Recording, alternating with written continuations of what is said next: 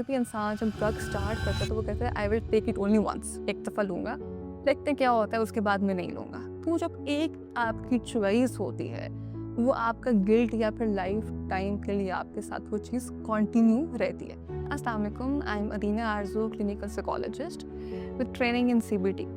तो आज हम जिस मौजू पे बात करेंगे that is addiction. Throughout में वर्क मैंने ये चीज़ देखी है कि जो इंसान स्ट्रगल कर रहा होता है एडिक्शन के साथ, वो खुद तो सफ़र करता है, लेकिन उसके साथ साथ उसकी फैमिली, उसके रिलेशंस, उसके फ्यूचर या उसके करियर जो होता है वो भी स्ट्रगल करता है। तो एडिक्शन जो है ये स्टार्ट कैसे होती है? ये समटाइम आपकी पर्सनालिटी ऐसी होती है that you are adventurous, you are open to new experiences, जिसकी वजह से, या फिर क्यूरियोसिटी कि my friend was taking that, तो let's see how it will test, क्या इफेक्ट आता है उसका, कितना मज़ा आएगा। तो एक क्यूरियोसिटी के लिए आपको ड्रग्स लेना शुरू करते हैं, या फिर पीयर प्रेशर के अंदर आप इन्फ्लुएंस होते हैं अपने फ्रेंड्स से, अपने दोस्तों से, जो आपका ग्रुप है, आप जिस इन्वायरमेंट में होते हैं वहाँ पे वो लोग हैं जो कि ड्रग एडिक्शन की तरफ होते हैं, तो एक पीयर प्रेशर के अंदर आके हमसे इन्फ्लुएंस होके या टू बी कूल आप वो चीज़ स्टार्ट करते हैं। या सम टाइम आप किसी स्ट्रेस में हैं या किसी इमोशनल पेन में हैं, किसी परेशानी में हैं, तो शॉर्ट टर्म रिलीफ के लिए आप एक अनहेल्दी कोपिंग स्टाइल होता है जो कि होता है एडिक्शन। अब बात करते हैं एडिक्शन की साइकिल के।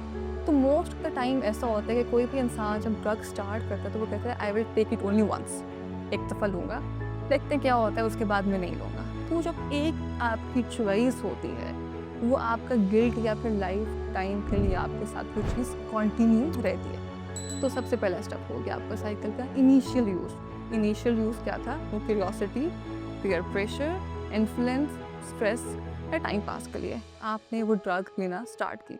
वो कैनबिस भी हो सकती है, वो डिप्रेसेंट्स हो सकते हैं, वो अल्कोहल हो सकती है, वो बेंजोस हो सकते हैं, डिफरेंट कैटेगरीज हैं। वो एक वेप भी हो सकती है जो कि आपके दोस्त ने आपको कहा था कि इट इज़ हार्मलेस, या फिर एक पार्टी ड्रग भी हो सकती है, डिज़ाइनर ड्रग्स आ सकते हैं। और उस इनिशियल यूज़ के बाद आपको उसकी क्रेविंग होगी।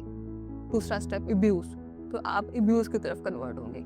फिर आपकी बॉडी टॉलरेंस डेवलप कर लेती है। फॉर एग्जांपल जो कैनबिस का एक सिगरेट पहले आपको इफेक्ट दे रहा था, अब वो 2 हो जाएंगे, 2 से वो 6 हो जाएंगे, वो 10 हो जाएंगे। यानी कि आपकी बॉडी जो इनिशियल स्टेज पे आप जितना ड्रग ले रहे थे उससे इसको वो इफेक्ट नहीं आ रहा, तो फिर बॉडी डेवलप द टॉलरेंस। फिर नेक्स्ट आ जाती है डिपेंडेंस, कि आपकी बॉडी ने ये बात समझ ली है कि अगर ये केमिकल मेरी बॉडी में जाएगा तो आई कैन परफॉर्म।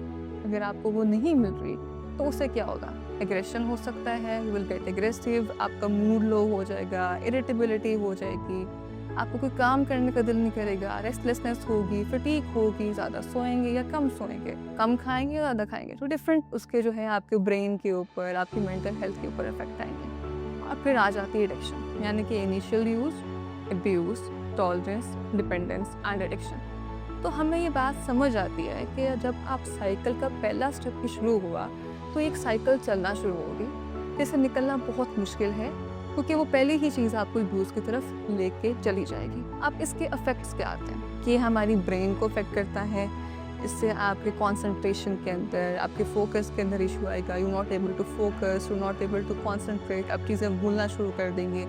ड्रग्स लेने से आपको एंजाइटी हो सकती है, डिप्रेशन हो सकता है, या फिर हेलुसिनेशन, पैरानोया, साइकोसिस।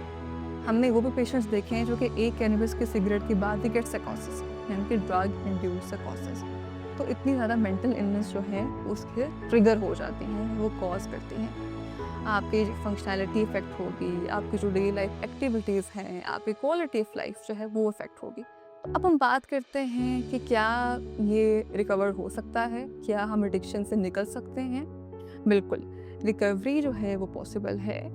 इसके लिए मेडिकेशंस, उसके साथ साथ थेरेपी। एज ए साइकोलॉजिस्ट जो मैं थेरेपी एडिक्टेड पेशेंट के लिए यूज़ करती हूँ that is cognitive behaviour therapy, also known as CBT, commonly known as CBT। और इसमें हम क्या करते हैं कि जो पेशेंट है जो कि एडिक्टेड है उसके थॉट पैटर्न्स को, उसके कोर बिलीव्स के ऊपर हम काम करते हैं, उसके ट्रिगर्स को आइडेंटिफाई करते हैं जो कि उसको लेके जाते हैं टूवर्ड्स दिस बिहेवियर, और फिर हम उसको रिएक्ट करते हैं, उसके अंदर एक हेल्दी कोपिंग स्टाइल डेवलप करते हैं, और जो पैटर्न डेवलप होता है उसको हम बेहतर करना शुरू करते हैं। और एज अ रिजल्ट स्लोली जो है वो हम देखते हैं कि पेशेंट जो है वो रिकवर करते हैं with the effort. So yes, recovery is possible if you know someone who is struggling with addiction, share this video, it might be helpful for them. Thank you.